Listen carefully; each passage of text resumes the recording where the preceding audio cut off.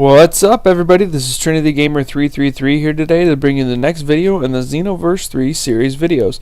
And for those of you that don't know, this is a series of videos in which we talk about new ideas and implementations that could be added into the next installment in the Xenoverse franchise.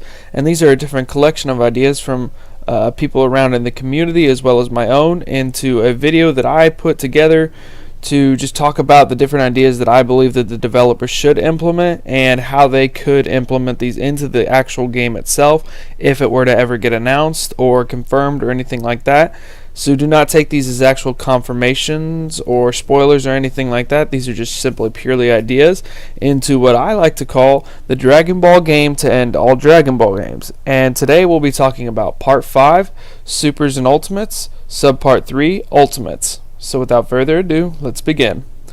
So let's talk about the things that they definitely should keep when it comes to ultimates. I think the power of the ultimate attacks are well balanced. The key usage is well balanced. The animation is good for the attack itself. And you should be able to keep the ability to cancel an ultimate by stamina breaking an opponent, but revamp it a little in a way. Maybe do it in a different way that maybe is a little more cinematic or something like that. Now let's talk about the add-ins. So more cinematics need to be added in to the ultimates, similar to Budokai 3 ultimates, but for the person using the ultimate, it's only until it makes contact with the other fighter. So the person who uses the ultimate is the only one who could see the kind of cinematic play out, so the other fighter actually could just move around and actually try to dodge it.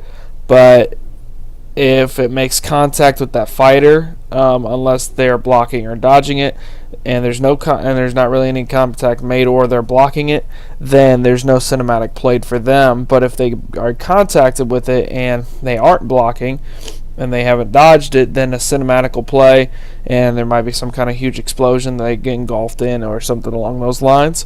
And another add-in, the ability to beam struggle with other ultimates or push them away depending on the types. Kind of go back to my super attacks in which you should be able to beam struggle in certain situations. Explosions on the map that alter the map itself in various ways. So map destruction, I'll talk about that in another video. But I really liked Budokai 3 and how they did the whole huge explosion on the earth, and then you see the entire map is completely changed. I think they should do a cross between that and something like Ultimate Tenkaichi, where they just had the different destruction parts in the map, but you should be able to still fly over those parts and not be taken to a different portion of the map because of that. The takeaways, they should definitely take away some of the glitches of the ultimates just hitting on the ground and exploding and doing no damage, such as when a supernova is hitting right where the opponent is on the ground and it blows up, but there's actually no damage to the opponent because of some reason or whatnot. The takeaway should be that that we should take away the ultimates that were fairly useless in the game. So such as the body change, I didn't really think that was even really utilized by anybody in the game, and it was kind of pointless to me, especially in a one-on-one. You know, you want to fight with your character, not somebody else's, yada yada yada. So I'm not going to go through each and every one of these, but this is just some of the melee list of ultimates that I think that should still be in. And they're basically all from Xenoverse 2, the same. And they could add in some more, of course, with the time. But then we look at the ultimate Ki Blast attacks, and you know it's the same. You have a lot of them that are from Xenoverse 2, and a lot of these are in this part of the video. You guys can pause to read what I have so far if you want to see what there is. There's fairly a lot of ultimate Ki Blast attacks, but then we look at the other ultimate attacks like the body change. Maybe keep it, but I don't know. I say only used in one-on-one battles, but I feel like it might actually be more beneficial in a 3-on-3 or 2-on-2 battle, but I don't know.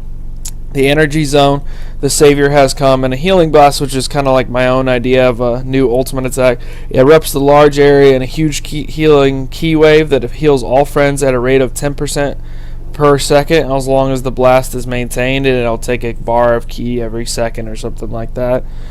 Ultimate attack creation now. So you should be able to create 2 ultimate attacks between ki and melee, and then have the name of attack, the color of the attack, the melee combo selection, sort of like I talked about in the supers section. the super attack section. Key blast should choose whether it's a beam, a disc, a ball, or a newest blast or whatnot, and choose an ending to the attack, such as an explosion or a crash. Choose low key, low attack, or high key, high attack. Choose a cinematic that matches the attack, whether thrown like a spirit bomb or blasted like a Kamehameha, for instance.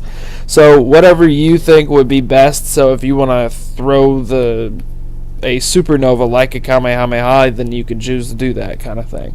So I hope you guys enjoyed this video, and if you did, go ahead and subscribe to me at TrinityGamer333. Leave a like and a comment, and next time I will talk about Part 6, Character Roster, Sub Part 1, the Overview.